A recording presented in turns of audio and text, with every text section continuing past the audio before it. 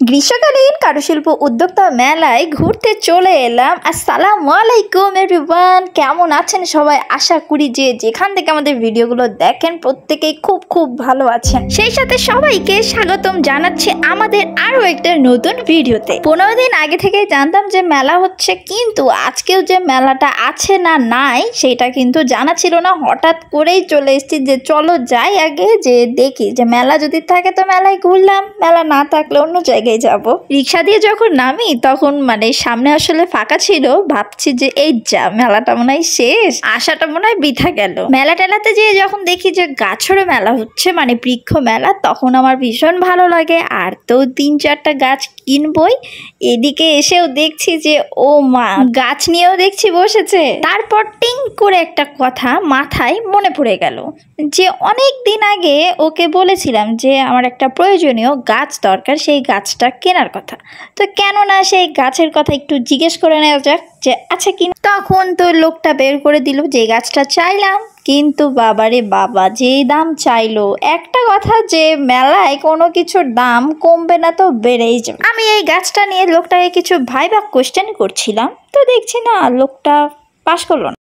আসলে ঘটনাটা কি, আমি তাকে কোনো কোয়েশ্চেনই করিনি। আমার কোনো বিষয়ে জানার খুব আগ্রহ আর সেটাই জানতে যাচ্ছিলাম, বাট সে পারেনি বলতে। এটাই আমার পার্সোনাল মতে, গাছপালা হোক বা অন্যান্য জিনিস হোক না কেন, একটু রিসার্চ করে কেনাটা বেটার। অনেকাংশ ক্ষেত্রে হয় কি যে একটা দোকান থেকে কিনলে পরবর্তীতে অন্য দোকানে যেয়ে দেখা যাচ্ছে আপনি বেস্টটা পাচ্ছেন, তখন মনটা একটু খারাপ হয়ে যায়। সেই জন্য রিসার্চটা করার কথাই বললাম। এছাড়াও দেখা যাচ্ছে যে ফার্স্ট চয়েসেই আপনার জন্য বেস্ট হয়ে যাচ্ছে সেই জিনিসটা, এটাও হতে পারে। আমরা মেয়েরা তো অনেক সংসারী হই, তাই রিসার্চটা আমরা খুব ভালো বুঝি যে কোনটা বেস্ট। এত বেস্ট খুঁজতে গেলে হাজবেন্ডরা আবার ভয় পেয়ে আগে হাঁটতে লাগে, বুঝি না বিষয়টা।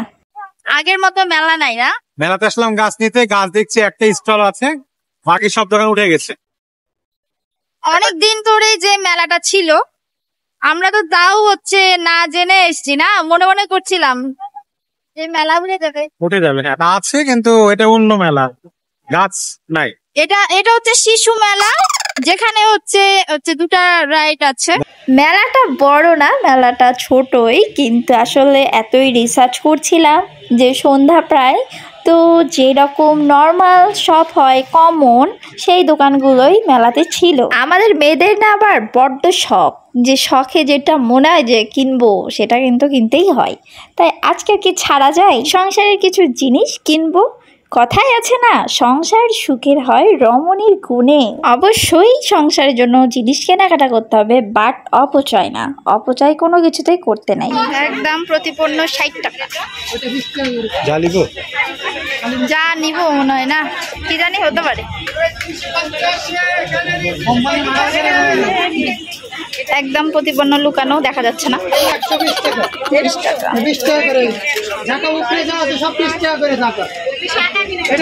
টাকা। তাহলে শুধু কেন 20 টাকা?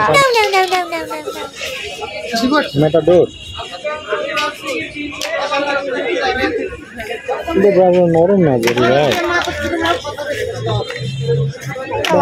ভালো না সব কার্টুনওয়ালা ব্রাশ নেবা, কার্টুনওয়ালা এগুলো নেই বলছে।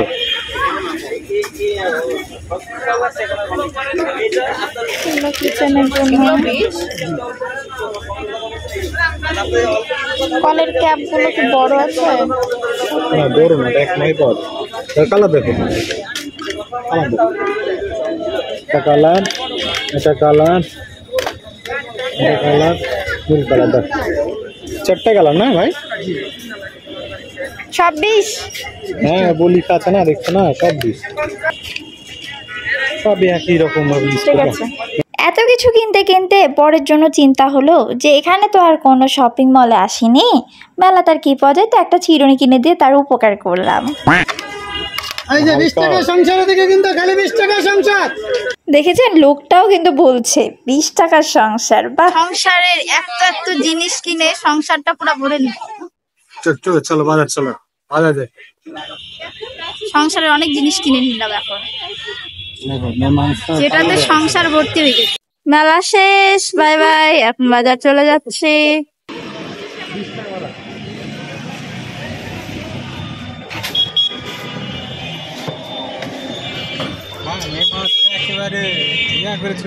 ওই যে রিসার্চের কথা বললাম না, মেলায় তো সেই গাছটা নেয়াই হয়নি, কারণ একটাই ছিল। আর সেই জন্য বাজারে চলে আসি অন্যান্য সব গাছের দোকানে, যে এখানে কেমন সবুজ গাছপালাই প্রকৃতিটাকে কিভাবে মাতিয়ে রাখে, তাই না? কতই না সুন্দর এই প্রকৃতি, তার অস্তিত্বর কারণেই পৃথিবীর রং এত ঝলমল করে। জানি না কি অদ্ভুত একটা মায়া আছে এই গাছপালা, এই প্রকৃতির সঙ্গে, তাই মাঝে মাঝেই নিজেকে হারায় এই প্রকৃতির অপরূপ সাজে। ফাইনালি আমার গাছটা দেখছি এখানেও আছে, কিন্তু কি তরিতফাত বুঝতে পারলেন তো, যে মেলাতে ছিল বড়, টপও ছিল, কিন্তু খেয়াল করেছিলাম মেলাতে গাছের পাতাগুলো ছোট ছোট ছিল, আর এইখানে দেখছি বড় বড়। ও শুরু থেকে এত বকবক করছি কিন্তু বলছি না যে কি গাছ আসলে কিনলাম। মিষ্টি নিম পাতার গাছ কিনলাম, বুঝলেন তো? এখন আপনাদের মধ্যে একটা কোশ্চেন ছেড়ে গেলাম যে মিষ্টি নিম পাতা সবাই চেনে না, এটার আরও একটা নাম আছে যেটা সবাই জানে, তো কি নাম সেটা কমেন্ট করে অবশ্যই জানাবেন। সব কেনাকাটা তো শেষ, এখন কিছু ভাজা পোড়া নিয়ে নেব আর টুক করে শ্বশুর বাড়িতে চলে যাব। মার্কেটে যদি পছন্দের কোনো জিনিস কিনতে যাওয়া হয় তখন রোদ হোক, বৃষ্টি হোক, ঝড় হোক, গরম হোক, কিছুই মনে হয় না, খালি আনন্দই লাগে। এরই মধ্যে শ্বশুর বাড়ি যেয়ে দেখছি শাশুড়ি মা বেগুন পোড়াচ্ছে। গেস করেন তো কি? আসলে বেগুন ভর্তা দিয়ে স্পেশাল কালাই রুটি চলবে আজকে। অনেক জায়গাতে শুনেছি যে কালাই রুটি নাকি অনেকে চেনে না, হয়তো বা অন্যান্য নাম আছে। তো কালাই রুটি যদি অন্য কোনো নাম যদি থাকে তাহলে কমেন্ট করে এটাও জানিয়ে। আমাদের রাজশাহীতে তো কালাই রুটি, হাঁসের মাংস ভুনা, এইটা তো খুবই একটা বেস্ট আইটেম, যেটা সবাই আমরা খুব বেশি পছন্দ করি। আর দেখি যে বাইরে থেকে কেউ রাজশাহীতে বেড়াতে আসলেও কালাই রুটি খেয়ে একটু প্রশংসাই করে যায়। আর এটা সব থেকে বেশি খাওয়া হয় শীতের মধ্যে। গরম গরম মচমচে কালাই রুটি হবে, হাঁসের মাংস থাকবে, বেগুন ভর্তা থাকবে আর ঝাল থাকবে, একটা অন্যরকম স্বাদ। অবশেষে কালাই রুটি, বেগুন ভর্তা সব কিছুই রেডি হয়ে গেল। ফার্স্টে বরকে খেতে দেওয়া হলো, এখন দেখা যাক কি বলে। দুর্ভাগ্যবশত কারেন্ট চলে গেছিল আর গরমের মধ্যেই খাওয়া দাওয়া। সো আজকে এই পর্যন্তই। সবাই ভালো থাকবেন, সুস্থ থাকবেন আর আমাদের জন্য বেশি বেশি দোয়া করবেন। আল্লাহ হাফেজ।